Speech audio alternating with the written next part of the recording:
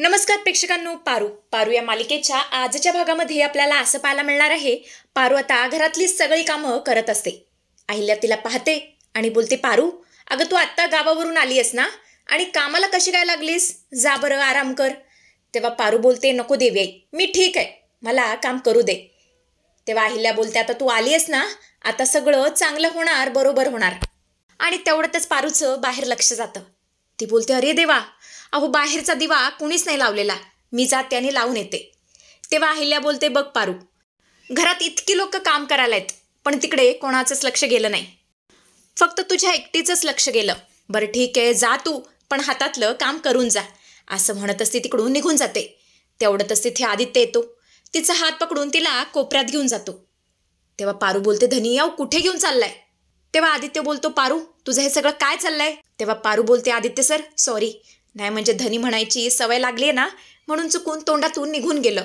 तेव्हा आदित्य बोलतो, अगं पारू त्याबद्दल मी बोलतच नाहीये. अगं तू हे सगळं कसं काय करू शकतेस? तू या सगळ्या कामांमध्ये कशी काय इन्व्हॉल्व्ह होऊ शकतेस? तिकडं बघितलंस का प्रीतमची काय अवस्था झाली आहे? बेकार अवस्था झाली आहे. तेव्हा पारू बोलते, आदित्य सर अहो हे सगळं करताना मला आनंद होत नाहीये, पण देवी आईंना मी नाही म्हणू शकत नाही. मला माहिती आहे या लग्नानं कोणाचंच भलं होणार नाहीये, आणि मला असं वाटतंय आपण हे लग्न थांबवायलाच पाहिजे. ती दिशा मॅडम चांगली मुलगी नाहीये. तेव्हा आदित्य बोलतो, पण कसं? आता एक 5 मिनिटात प्रीतमला हळद लागेल. तर आता सीन चेंज होतो. पुढे आपण पाहतो तर काय, सगळेच हॉलमध्ये जमलेले असतात. गुरुजी म्हणत असतात, चला सगळ्यात आधी वराला हळद लागल. ही दिशा सुद्धा तिथेच असते. तेवढंच दामिनी बोलते, दिशा अगं तू इथे काय करतेयस? तुझी हळद प्रीतमच्या नंतर आहे. तेव्हा दिशा बोलते, कसं आहे ना, मला माझ्या प्रीत बेबीला हळद लागताना बघायचंय. आणि मग काय, अहिल्या उठते आणि प्रीतमला हळद लावू लागते. तेवढंच या दिशाला कोणाचा तरी फोन येतो. त्यामुळे ती फोन रिसीव्ह करण्यासाठी साईडला जाते. पाहते तर काय, तो फोन असतो मिहिरचा, तिच्या बॉयफ्रेंडचा. मिहिर बोलतो, हे बघ दिशा, मी तुला भेटायला तुझ्या घराच्या बाहेर आलोय, पटकन मला भेटायला बाहेर ये, नाहीतर मला आतमध्ये यावं लागेल. आणि अशा प्रकारे तो आता दिशाला चांगलंच ब्लॅकमेल करतो. तेव्हा दिशा बोलते, ठीक आहे येते, पण तू आतमध्ये येऊ नकोस. असं म्हणत असते आता पळत मिहिरच्या गाडीच्या जवळ येते. आणि मग काय, मिहिर तिला घट्ट पकडतो. तेव्हा ही दिशा त्याला जोराचा धक्का मारते आणि बोलते, मिहिर आर यू मॅड? अरे तुला कळतंय का आतमध्ये माझी हळद सुरू आहे? तुला मी किती वेळा सांगितलंय हे लग्न माझ्यासाठी किती महत्वाचं आहे, तुला का कळत नाहीये? आणि मला एक सांग, तू मला ब्लॅकमेल करतोयस हे तुझं खरं प्रेम आहे का? आणि तुला माहिती आहे का, खऱ्या प्रेमात लोक किती मोठे मोठे सॅक्रिफायसेस करतात, आणि तू साधी माझी सांगितलेली एक गोष्ट ऐकत नाहीयेस. तेव्हा मिहिर बोलतो, दिशा अगं माझं तुझ्यावर खरं प्रेम आहे, पण कसं आहे ना, तू माझ्या प्रेमाचा वापर करून घेतेयस, आणि हे न कळायला मी काय मूर्ख नाही आहे. मला फक्त एकदा तुला हळद लावायची. असं म्हणतच तो दिशाला हळद लावतो.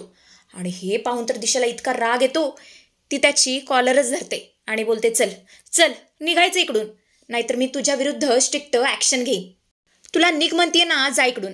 तेव्हा हा मिहिर गाडीत बसतो आणि तिकडून निघून जातो. दिशा आता घरात येऊ लागते आणि रस्त्यात तिला पारू गाठ पडते आणि बोलते, दिशा मॅडम अहो आतमध्ये तुमची हळद सुरू आहे आणि तुम्ही इकडे काय करताय? आणि हे काय, तुमच्या गालाला हळद कुणी लावली? इकडे आपण पाहतो तर काय, अहिल्याने प्रीतमला हळद लावलेली असते. आता आलेला असतो या मीराचा नंबर. मीरा प्रीतमला हळद लावू लागते. तेवढंच अहिल्याच्या एक गोष्ट लक्षात येते. ती बोलते, श्रीकांत मी आल्यापासून पाहते प्रीतम जरा उदास दिसतोय, म्हणजे त्याचं ना कशातच लक्ष लागत नाहीये. त्याच्या डोक्यात नेमकं काय सुरू आहे ना, तेच मला काही कळत नाहीये. तेव्हा श्रीकांत बोलतो, अहिल्या अगं प्रवास करून तो थकला असेल, दमला असेल, आणि इतके दिवस तो घरापासून दूर होता ना, म्हणून जरा तो उदास आहे. तेव्हा अहिल्या बोलते, नाही नाही तसं काही एक नाहीये, मी माझ्या मुलांना चांगलंच ओळखते. असं म्हणतच ती आता आदित्यला हाक मारते, आदित्य हे आदित्य जरा खोलीत चल, मला तुझ्याबरोबर जरा महत्त्वाचं बोलायचंय. असं म्हणतच ती आदित्यला रूममध्ये घेऊन जाते. इकडे आपण पाहतो तर काय, पारू म्हणत असते, नाही म्हणजे प्रीतम सरांची उष्टी हळद तुम्हाला लागणार आहे ना, मग आधीच तुम्हाला ही हळद कुणी बरं लावली? तेव्हा दिशा बोलते, पारू जास्त ओव्हर स्मार्ट बनण्याचा प्रयत्न करू नकोस, आणि मला प्रश्न विचारी तू कोण ग? आणि तुला काय वाटतं, जे काही झालंय, जे काही घडलंय ते मला माहीत नाहीये? तुम्ही त्या प्रियाच्या गावी जाऊन काय काय केलंय ना, ते सगळं मला माहितीये. हे ऐकून पारू घाबरते. ती बोलते, दिशा मॅडम अहो हे काय बोलताय तुम्ही? तेव्हा दिशा बोलते, मी काय बोलतेय? घाबरलीस का? तिकडे जाऊन आदित्यची बायको बनवून मिरवण्यात लाज वाटली नाही? आणि कसं आहे ना, हे सगळं मला माहितीये, पण हे सगळं तुझ्या देवी आईला माहीत नाहीये. त्यांचा मुलगा या किर्लोस्कर मॅन्शनचा लाडका लेक, या कंपनीचा CEO आदित्य शेतात काम करत होता आणि तो प्रीतम शेणघाण काढत होता. हे सगळं माहिती आहे तुझ्या देवी आईला. त्या सयाजीरावाने तुम्हा तिघांना त्याच्या घरातून हकलवून लावलं, हे माहिती आहे का तुझ्या देवी आईला? त्यामुळे पारू, स्वतःचं थोबाड बंद ठेवायचं आणि गपचूप रेडी व्हायचं. मला माझं तोंड उघडायला लावायचं नाही, कळलं? आणि हे सगळं मी जर तुझ्या देवीला सांगितलं तर त्या काय करतील ना, हे मला तुला वेगळं सांगायची गरज नाहीये. असं म्हणूनच दिशा तिकडून निघून जाते. आणि हे सगळं ऐकून पारूला मात्र जाम टेन्शन आलेलं असतं. इकडे आपण पाहतो तर काय, अहिल्या आदित्यला खोलीत घेऊन येते आणि त्याला विचारते, आदित्य, मी ऑब्झर्व करतेय, तुम्ही दोघेही घरी आल्यापासून प्रीतम जरा विचित्र वागतोय. तो मला खुश दिसत नाहीये. नक्की तिकडे असं काय घडलंय? तेव्हा आदित्य मनातल्या मनात विचार करतो, अरे बापरे, आता काय करू? खरं सांगू की खोटं? नाही, मला खरंच सांगायला पाहिजे. मागच्या वेळी मी खोटं बोललो होतो तेव्हा ॲड शूटच्या वेळेस आई किती नाराज झाली होती आणि ते सगळं मला रिपीट करायचं नाहीये. असं म्हणतच तो आता घडलेला सगळा प्रकार अहिल्याला सांगणार. तेवढ्यातच तिथे मीरा येते आणि बोलते, अहिल्या, अगं तुम्ही दोघे इथे काय करताय? चला खाली, दिशा आलीये. तेव्हा अहिल्या बोलते, कसं आहे ना, मला जरा आदित्यशी बोलायचंय. नाही म्हणजे मी आल्यापासून बघतीये प्रीतमचं कशातच लक्ष लागत नाहीये, तो उदास आहे.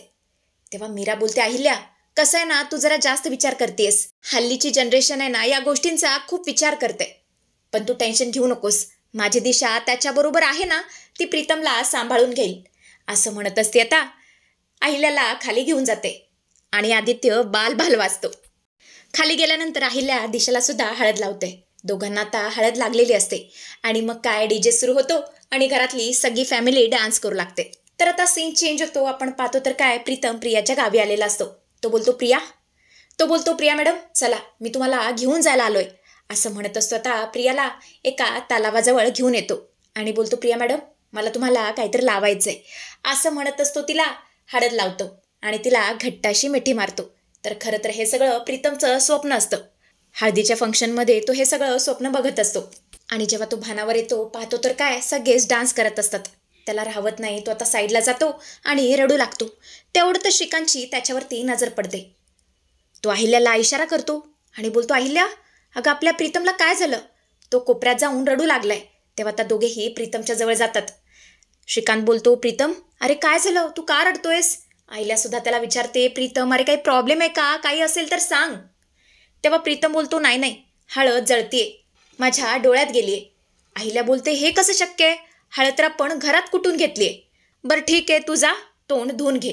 तेवढंच संधी साधून ही पारू आदित्यला खोलीत घेऊन जाते आणि बोलते, मला तुमच्याशी जरा महत्त्वाचं बोलायचंय. आणि आजचा भाग इथे संपतो.